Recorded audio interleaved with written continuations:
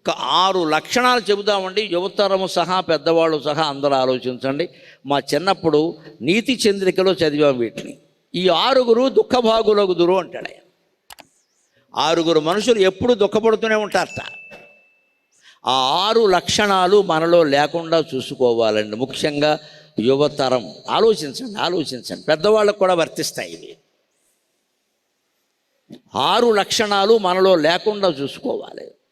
ఈర్ష్యాళువు, జుగుప్సావంతుడు, నిస్సంతోషి, క్రోధనుడు, నిత్య శంకితుడు, పరభాగ్యోపచీవి.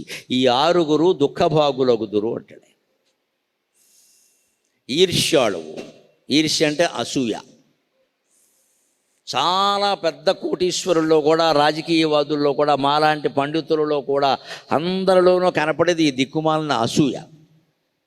అసూయ చాలా సహజమైంది. దాన్ని మరీ తీవ్రంగా భావించకండి. ఉంటుంది. ఇవాళ మామిడి పళ్ళ సీజన్ కాబట్టి చెప్పుకోవాలి. జగన్నాథ పండితురాయలనే కవి అంటాడు, మామిడి పండును చూసి దాని అందాన్ని చూసి మిగిలిన పళ్ళన్నీ కుళ్ళిపోయి రూపాయలు మారిపోయాడు. అంత అందంగా ఉంటుంది మామిడి పండు. త్రపాశ్యామాజంబూ దళిత హృదయం దాడిమఫలం, త్రపాశ్యామాజంబూ దళిత హృదయం దాడిమఫలం, భయాదంతస్తోయం తరుశిఖరజం లాంగలిఫలం, భయాదంతస్తోయం తరుశిఖరజం తరుశిఖరజం లాంగలిఫలం, సశూలం సంధత్తే హృదయమభిమానేన పనసక, సశూలం సంధత్తే హృదయమభిమానేన పనసక, సముద్భూతే చూతే జగతి ఫలరాజే ప్రసరతి. ఎన్నో పళ్ళున్నాయి లోకంలో, మీరు గమనించండి. కానీ మామిడి పండుని మించి అందమైన పండు లేదండి. వేసవకాలంలో మామిడి పండు తినలేదు అంటే నీ లైఫ్ దండగా. వెంటనే తిను, మళ్ళీ వానలు ఎక్కువ పడకుండానే తిను. వానలు పడితే తినదంట. కనీసం ఓ 10 మామిడి పళ్ళు తినాలి. పరకంటారు ఆంధ్రాలో. అయితే పరకంటే 12 అంటే దెబ్బలాడతారు, మళ్ళీ 13 అంటారు. ఎందుకంటే 2 పరకలు 25, అక్కడ లెక్కలు అలా ఉంటాయి. 2 పరకలు 25 అంటే పరకంటే 12 ఇచ్చాడు. 25 కదా, 25లో సగం 13 కదా, 25లో సగం 13 ఎలా అవుతుందండి? 12.5 అవుతుంది. మరి మామిడి పండు అర చేయలేడు కాబట్టి ఏమంటారు వీళ్ళు, ఎవరి లాభం వాడిది. అమ్మేవాడేమో 12 ఇస్తానంటాడు, కొనేవాడేమో 13 ఏమంటాడు. అదో సరదా. తినాలి, ఓ పరక మామిడి పండు తినాలి, లేకపోతే జీవితం అర్థం కాదు. ఆ మామిడి పండు ఎంత అందంగా ఉందంటే, జగన్నాథ పండితురాయలని అమలాపురం దగ్గర ముంగండ అగ్రహారంలో పుట్టి ఢిల్లీ వెళ్ళి పర్షియా భాష నేర్చుకుని షాజహాన్ కాలంలో ఆస్థానక వెయ్యాడు. ఏకంగా ఆయన తెలుగువాడు. షాజహాన్ కాలంలో ఆస్థానక వెయ్యాడు ఆయన, పర్షియన్ భాష నేర్చుకుని. ఆయన రాస్తాడు పద్యం, మామిడి పండును చూడండి జీవితం అర్థమవుతుంది. అసూయ మీకే కాదు అందరికీ ఉంది, దాన్ని ఎలా జయించాలో తెలుసుకోండి. సముద్భూతే చూతే జగతి ఫలరాజే ప్రసరతి. ఒక్క మామిడి పండు చెట్టున పుట్టగానే మిగిలిన పళ్ళన్నీ కుళ్ళిపోయాడు. ఎంత అందంగా ఉందని త్రపాశ్యామాజంబూ. నేరేడు పండు ఆషాఢ మాసంలో బాగా వస్తాయి, నల్లగా ఉంటుంది. అది నల్లగా ఎందుకు ఉందంటే మామిడి పండును చూసి మొహం మార్చుకుంది, అందుకే నల్లగా అయిపోయింది. కవి ఊహ. అలాగే మన అభివృద్ధిని చూసి మొహం మార్చుకునే వాళ్ళు ఉంటారు. వాళ్ళని చూసి మనం అభివృద్ధి ఆపేయకూడదు, ఇంకాస్త మార్చుకునే విధంగా ఇంకో మేడ కట్టాలి. కట్టి వాడినే గృహప్రవేశానికి పిలిచి రిబ్బన్ కటింగ్ చేయించాలి. మార్చుకుంటాడు, పోతాడు, మనకు అనవసరం. వాడు అసూయపడుతున్నాడని మనం అభివృద్ధి చెందడం ఆగిపోతామా? ఎప్పుడు ఇతరుల సానుభూతి మీద ఆధారపడి జీవించద్దమ్మా. ఇతరులు అసూయపడేలాగే బతకాలి మనం ఖచ్చితంగా. పడేవాడిని పండేయండి, ఆడు కర్మ, ఆడు పోతాడు. మనకే వాడు పడ్డాడని మనం మారుతాం ఇక్కడ. అంతే. మామిడి పండు అలా వెలుగుతూనే ఉంది. మిగుడి పళ్ళన్నీ ఏమయ్యాయంటే నేరేడు పండు నల్లగా ఉంది, ఎందుకంటే మొహం మార్చుకుంది సిగ్గుపడిపోయి. దళిత హృదయం దాడిమ ఫలం. దానిమ్మ పండు చూస్తే చాలా బాగుంటుందండి, కానీ అది కూడా చీలిపోతుంది. ఎందుకు అలా చీలిపోయిందంటే దాని గుండె చీలిపోయింది. మామిడి పండు అందం చూశాను కదా. త్రపాశ్యామాజంబూ దళిత హృదయం దాడిమ ఫలం. ఇంకా విచిత్రం, కొబ్బరికాయ చాలా తీయగా ఉంటుంది, కాయ కూడా బాగుంటుంది, దేవుడికి ఉపయోగిస్తాం. కొబ్బరి బొండం కూడా అందంగా ఉంటుంది, అది కూడా దెబ్బతింది. భయాదంతస్తోయం తరుశిఖరజం లాంగలిఫలం. చెట్టు చివర ఉండే కొబ్బరి కాయ కూడా లోపల నీరు ఎందుకు ఉందంటే మామిడి పండు అందం చూసి నీరుగారిపోయింది, అదో మొహం అది అన్నాడు. నీరుగారిపోయింది. భయాదంతస్తోయం తరుశిఖరజం లాంగలిఫలం. చెట్టు చివరిలో ఉండే కొబ్బరికాయ కూడా నీరు గారిపోయింది, చూసుకోండి. లేకపోతే లోపలికి నీరు ఎలా వచ్చిందంటే కొబ్బరికాయలేక ఎవడు పోసాడు? ఎవడు పోకుండా నీరు ఎలా వచ్చిందంటే మామిడి పండు అందం చూసి నీరు గారిపోయిందిట. నేరేడు పండు ఏమో మొహం మార్చుకుంది, అందుకే నల్లగా ఉందిట. దానిమ్మ పండు ఏమో చీలిపోయింది, నా గుండె చీలిపోయింది, గుండె వక్కలైపోయింది, అబ్బో ఎంత అందంగా ఉంది అది. ఇంకా విచిత్రం పనసకాయ, అది ఎలా ఉంటుందంటే విచిత్రంగా, ఇంకా మామిడి పండు అందం చూసి తట్టుకోలేక నాది ఓ శరీరమేనా, గొగ్గులు గొగ్గులు గొగ్గులు గొగ్గులుగా బొగ్గు మొహం వేసుకుని ఉన్నాను నేను ఇక్కడ, ఒంటి నిండా పుళ్ళు పుళ్ళు ఉన్నట్టుగా ఉన్నాయి. పనసకాయ ఎలా ఉంటుందండి, ఇలా గగ్గులు గగ్గులుగా ఉంటుంది. నాది ఓ శరీరమేనా, నేను చచ్చిపోవడం మంచిదని శూలంతో గుండెల్లో పొడి చేసుకుంటున్నా. సరిగ్గా పనసకాయని పనసకాయ తొనలు ఒలిచేవాళ్ళు చూస్తే అన్నీ తీసేసిన తర్వాత లోపల ఎలా కత్తిలో ఉంటుందండి, ఖచ్చితంగా పిడి కత్తిలాగా. సశూలం సంధత్తే హృదయం అభిమానేన పనసక, దాని గుండెల్లో శూలం పెట్టి పొడుచుకుంటున్నారు. అందుకే పనసకాయలో పై పొట్టు తీసేశాక తొనలన్నీ తీసేశాక ఆ మెత్తగా ఉండే పదార్థాలన్నీ తీసాక మధ్యలో కత్తిలో ఉంటుంది, ఖచ్చితంగా కత్తే, పిడి కత్తి. ఆ కత్తి దాని గుండెల్లో దింపుకుంది, ఎందుకంటే మామిడి పండు అందం చూసి తట్టుకోలేక. ఒక మామిడి పండు బాగుందని చెప్పడానికి జగన్నాథ పండితురాయలు ఇన్ని పద్యాలు చెప్పాడంటే ఎన్ని మామిడి పళ్ళు తింటాడు ఆయన.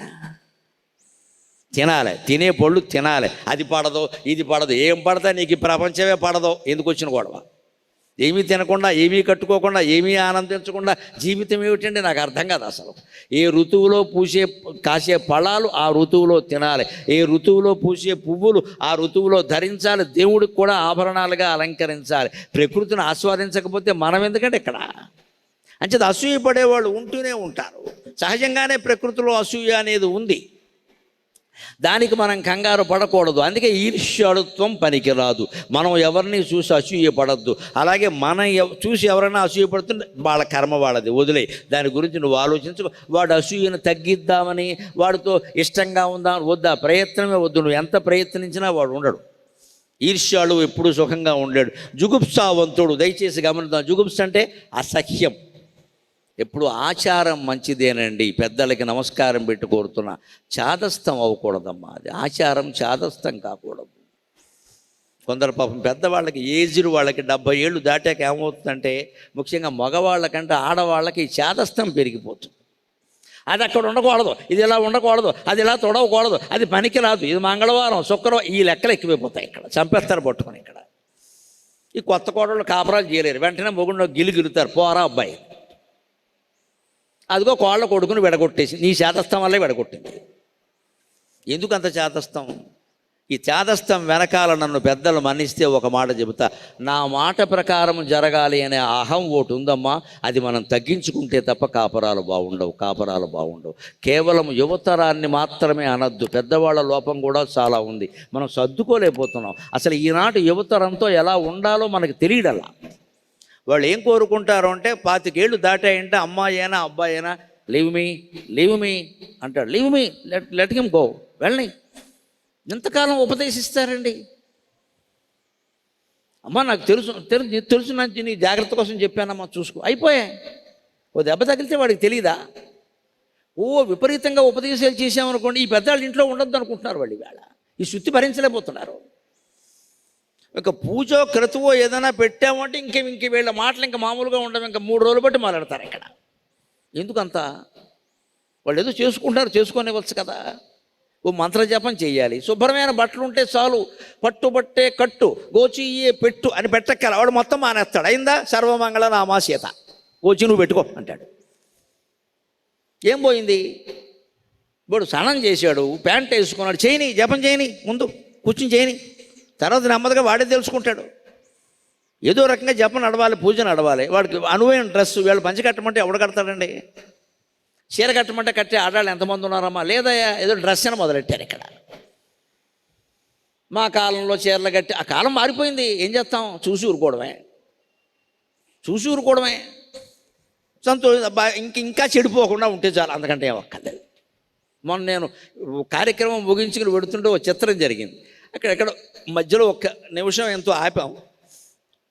అక్కడ ఒక ఆవిడ స్కూటర్ మీద వచ్చింది. వచ్చే వెనకాల కార్యకర్తలతో మాట్లాడుతుంది. నాకేం తెలియదు, నేను లోపల ఏదో పలహారం చేస్తున్నాను. నేను మా శ్రీమతితో ఉన్న ఆవిడ ఏదో ఇడ్లీ తింటుంది, నేను ఏదో పళ్ళు తింటున్నాను. ఓ పావు గంట ఆపాం రోడ్డు పక్కన. ఆవిడ కార్యకర్తలతో ఏదో మాట్లాడుతుంది. కార్యకర్తలు నా దగ్గరికి వచ్చి, ఆవిడ ఎవరో మీ దర్శనం కోసం వచ్చారండి అన్నారు. అంటే ఇప్పుడు 10:30 అయింది, ఇప్పుడు అర్ధరాత్రి దర్శనాలు ఏంటయ్యా, నేను ఏదో తింటున్నాను ఇక్కడ, వెళ్ళిపోమని చెప్పు అన్నాను.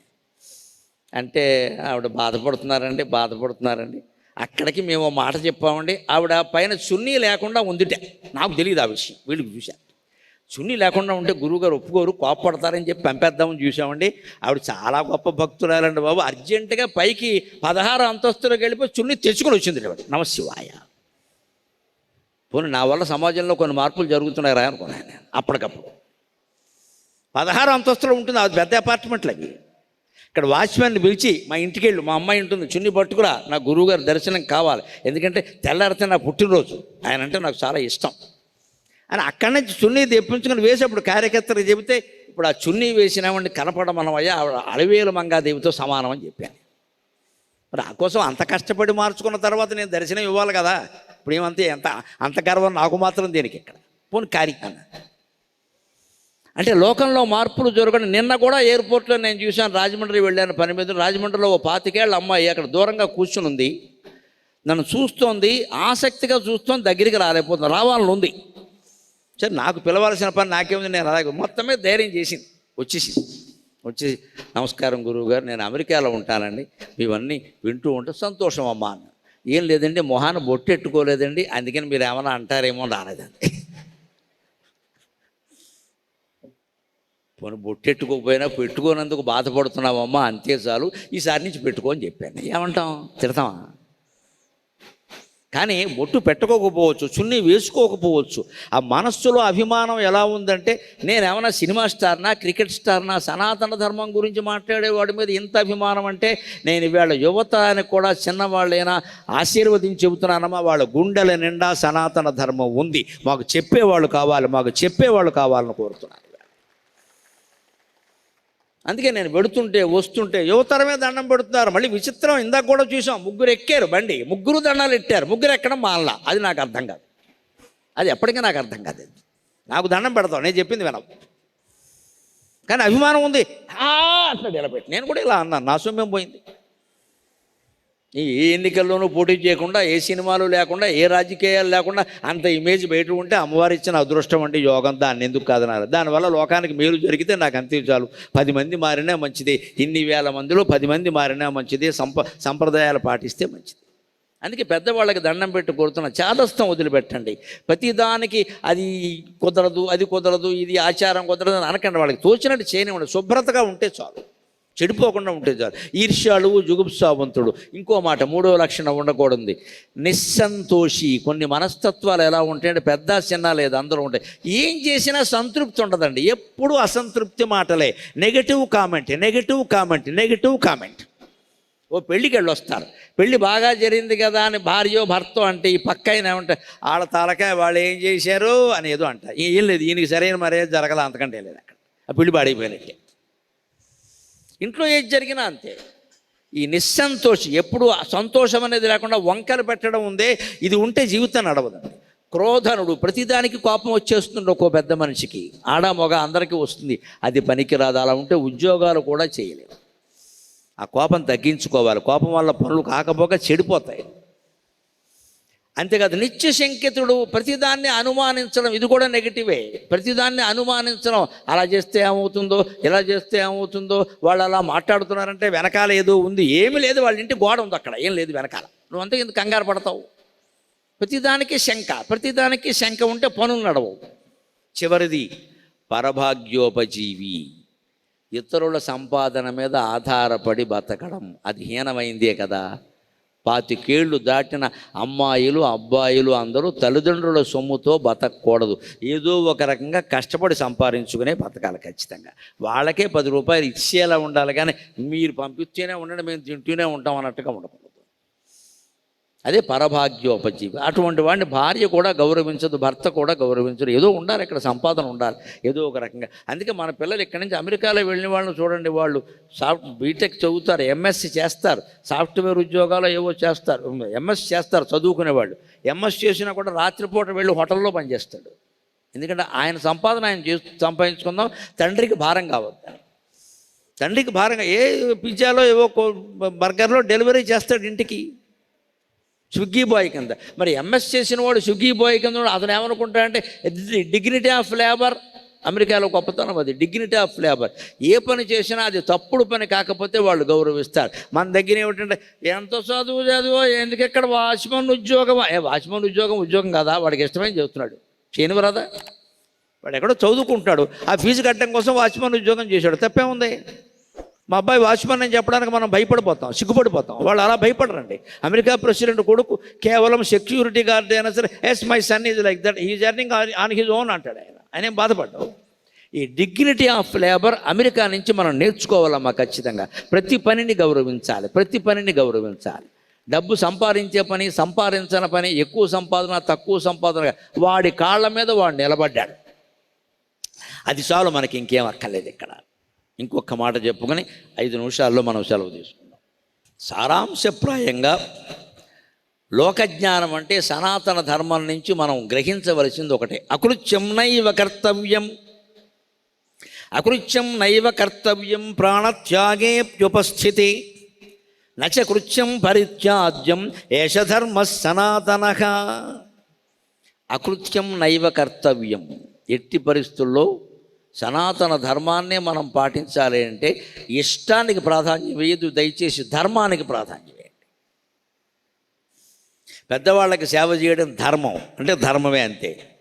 మనకి ఇష్టం ఉండొచ్చు, ఉండకపోవచ్చు, చేయాల్సిందే. నీ ఇష్టంతో నిమిత్తం లేదు అక్కడ. ఇంట్లో ముసలాళ్ళైన తల్లిదండ్రులు కొడుకు కోళ్ళు చూడకపోతే ఎవరు చూస్తారండి?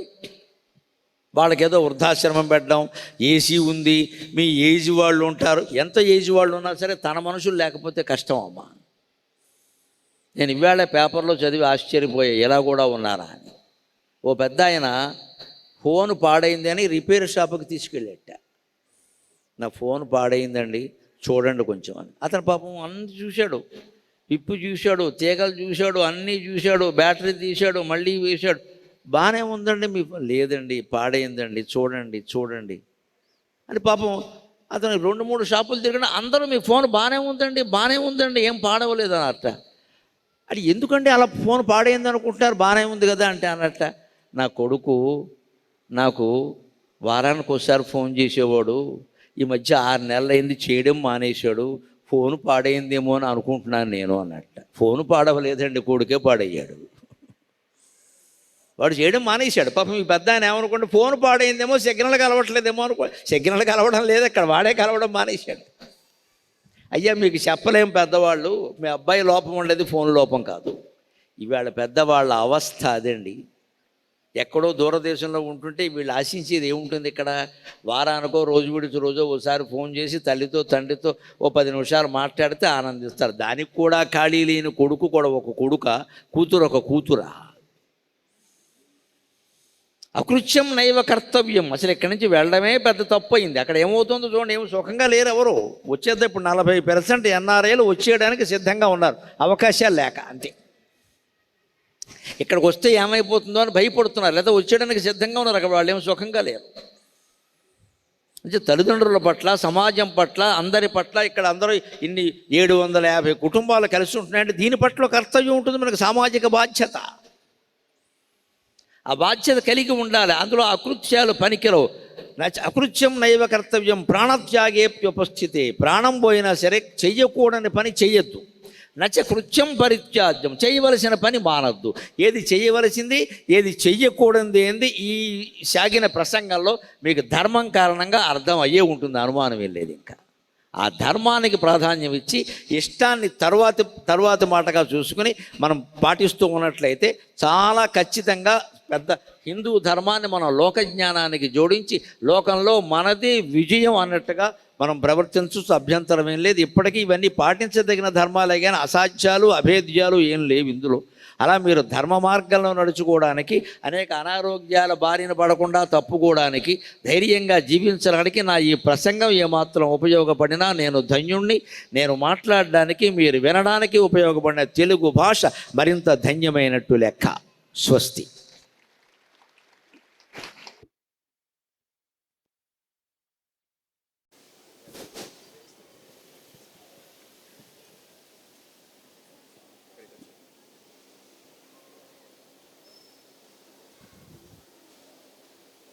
అందరూ చప్పట్లతో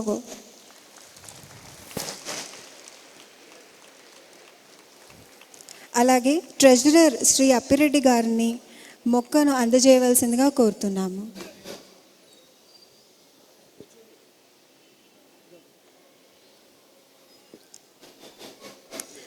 జాయింట్ ట్రెజరర్ శ్రీ శ్రీనివాస్ గారిని హ్యాంపర్ అందజేయవలసిందిగా కోరుతున్నాం. అలాగే డైరెక్టర్ రామ్మోహన్ గారిని హ్యాంపర్ అందజేయవలసిందిగా కోరుతున్నాను.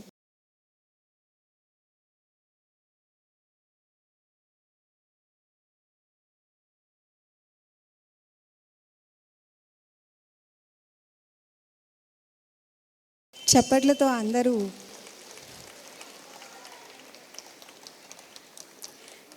ఇప్పుడు చైర్మన్ అయిన శ్రీ వరుణ్ శర్మ గారిని వెంకటేశ్వర స్వామి విగ్రహాన్ని జ్ఞాపకార్థంగా ఇవ్వాలని మనవి.